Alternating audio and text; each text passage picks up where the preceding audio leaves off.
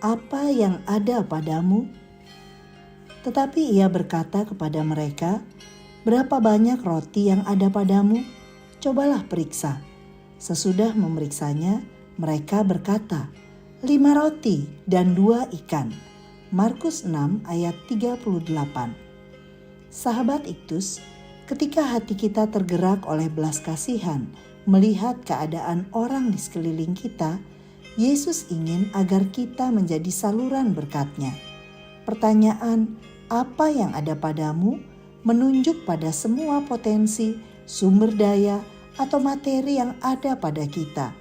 Meskipun nampak sedikit atau terbatas jumlahnya, tetapi apa yang kita beri kepada Tuhan akan diberkatinya dan menjadi berguna bagi banyak orang yang membutuhkannya. Rasul-rasul belum menangkap dan mengerti cara kerja Yesus. Mereka hanya melihat dari perspektif keterbatasan manusiawi. Bahkan, mereka lupa memperhatikan apa yang ada pada diri mereka di tempat itu. Hal ini terbukti ketika Tuhan menyuruh mereka untuk memeriksanya, ayat 35-38. Bagi Tuhan, semua mungkin digunakan. Keterbatasan diubah menjadi suatu kelimpahan dengan caranya. 1. Apa yang Tuhan minta haruslah kita beri.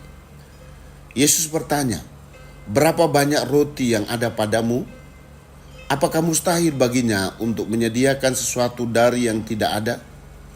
Ia dapat melakukannya dengan menurunkan mana dari langit.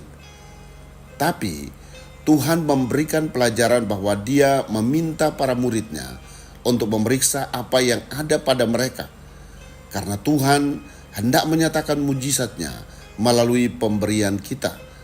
Meskipun nampaknya sangat terbatas, tetapi berikanlah pada Yesus.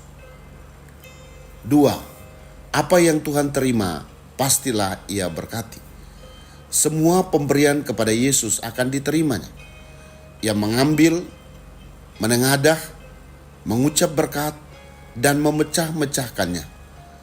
Hal ini menunjukkan tindakan syukur Yesus atas segala sesuatu yang dipersembahkan kepadanya.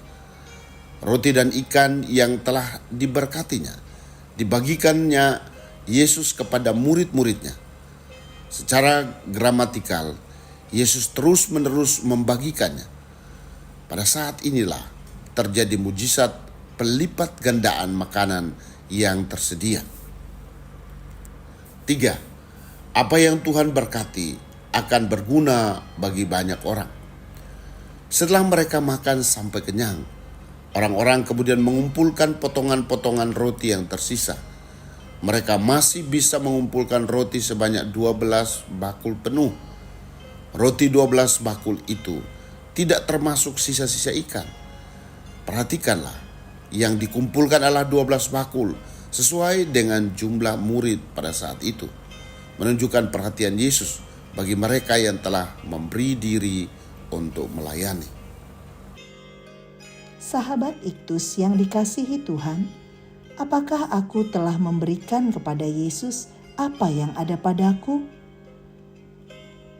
Apakah aku percaya bahwa pemberianku yang terbatas dapat menjadi kelimpahan apabila berada di tangannya?